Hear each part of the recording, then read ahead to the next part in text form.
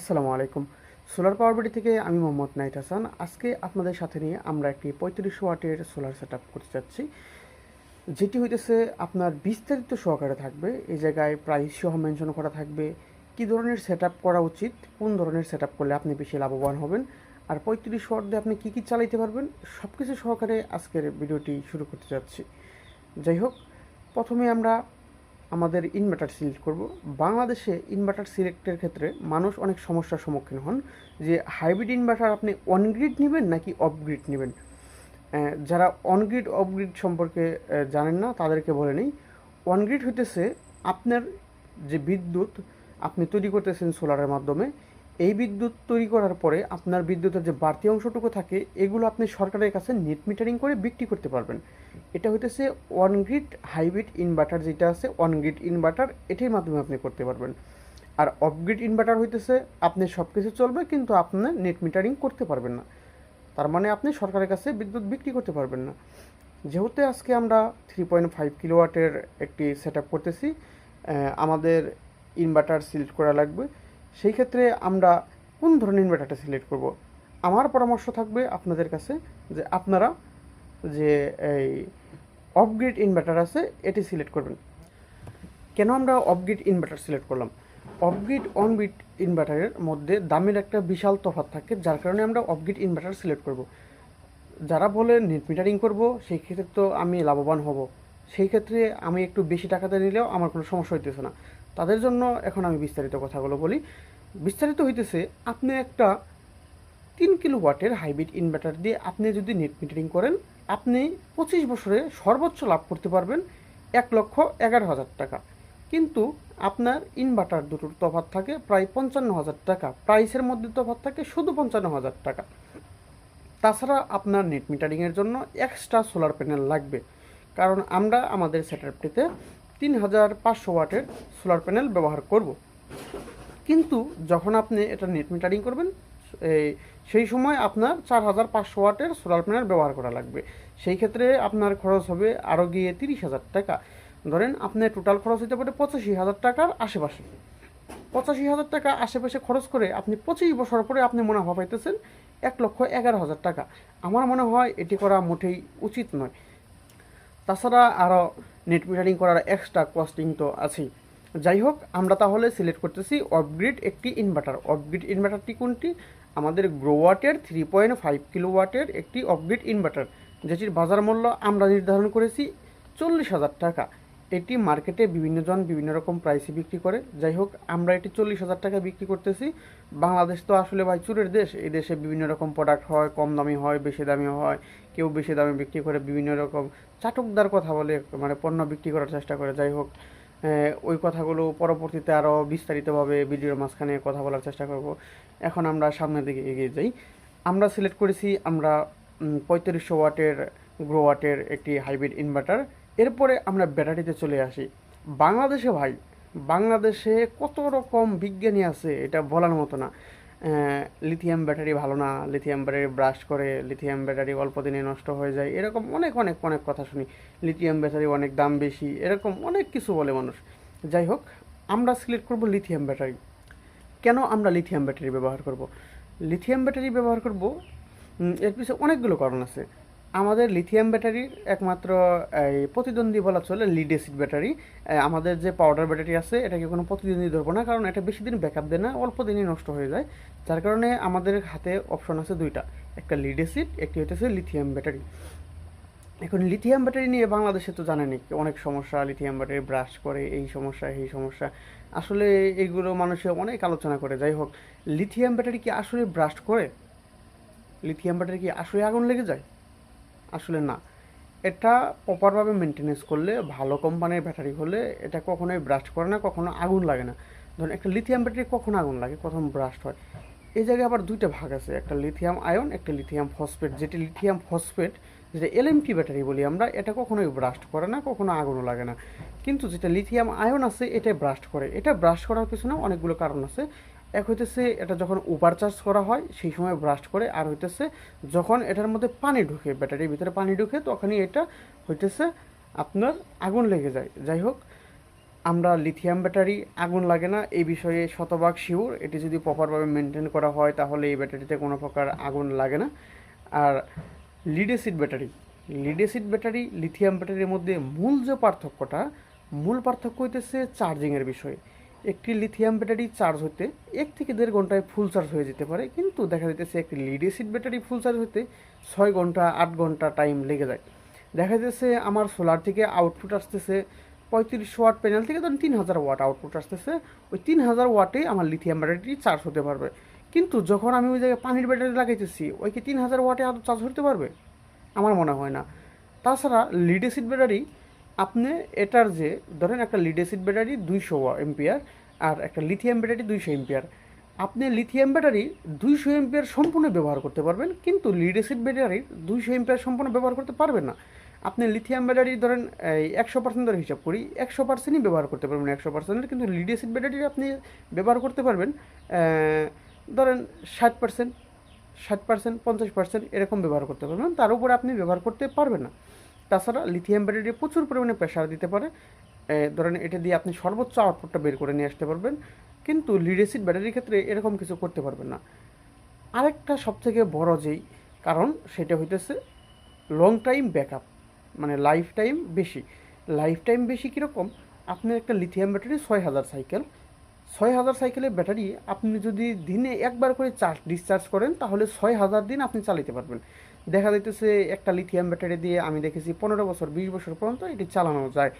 কিন্তু একটি lead acid battery আপনি যখন হাইব্রিড ইনভার্টারের সাথে সংযুক্ত করবেন, সেটি সর্বোচ্চ 2 বছর আপনি লাস্টিং করবে। 2 বছর পরে আপনি ব্যাটারিটা চেঞ্জ করা লাগবে, সেই ক্ষেত্রে দেখা যেতেছে আপনার কস্টিংটা আরও অনেক বেড়ে যেতেছে। যাই হোক, আমরা ব্যাটারি তফাৎটা তখন আশা করি বুঝাইতে পারছি।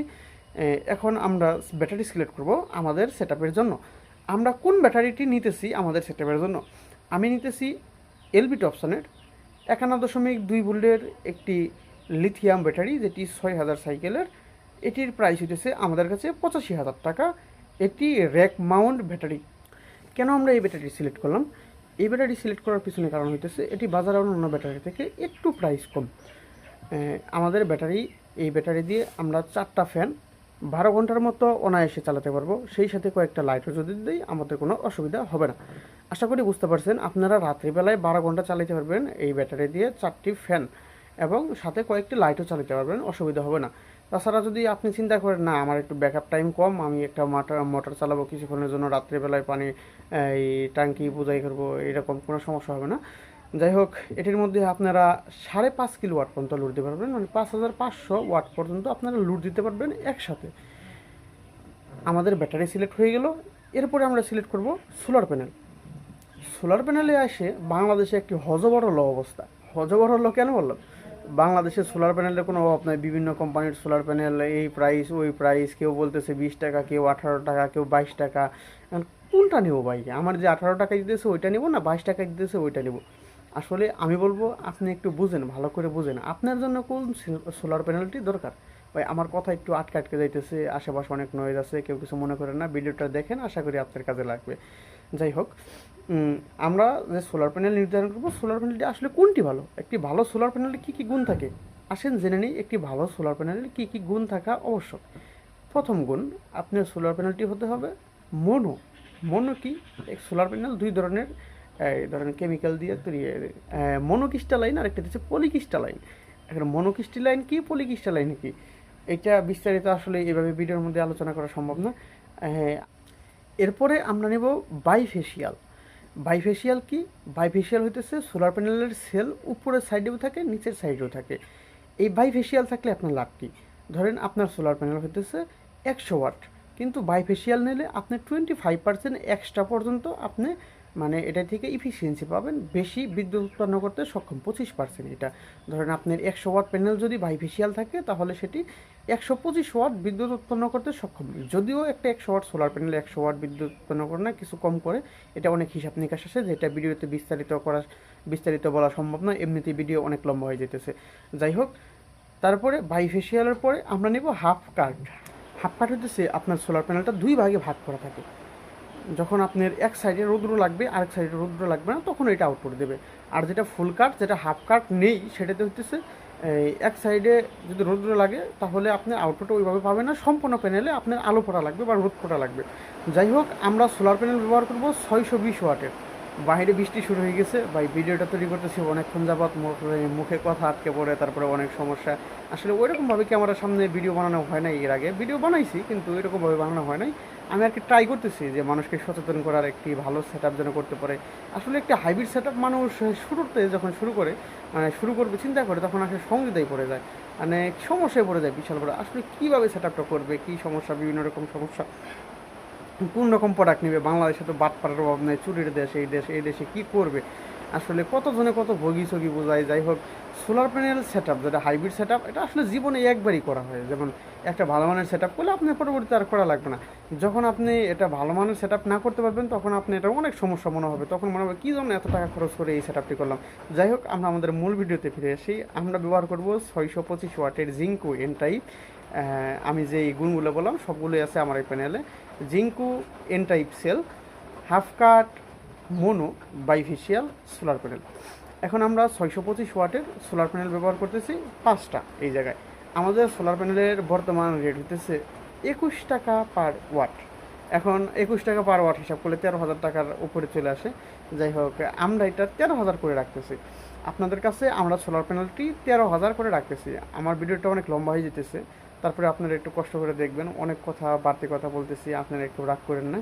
যাই হোক, আপনারা যদি ভিডিওটা সম্পূর্ণ শেষ করেন তাহলে আপনারা আশা করি ভালো একটি সেট আপ করতে পারবেন। এরপরে চলে আসি, আমাদের 3টা প্রোডাক্ট দরকার। যেই 3টা প্রোডাক্ট আমাদের মেইন দরকার সেগুলো আমরা সিলেক্ট করছি। আমরা সিলেক্ট করছি কি, প্রথম একটি হাইব্রিড ইনভার্টার 3.5 কিলো ওয়াটের গ্রো ওয়াটের। অনেক নয়েস আসতেছে, যাই হোক একটু কষ্ট করে দেখেন ভিডিওটা, আশা করি ভালো একটি রেজাল্ট পাবেন।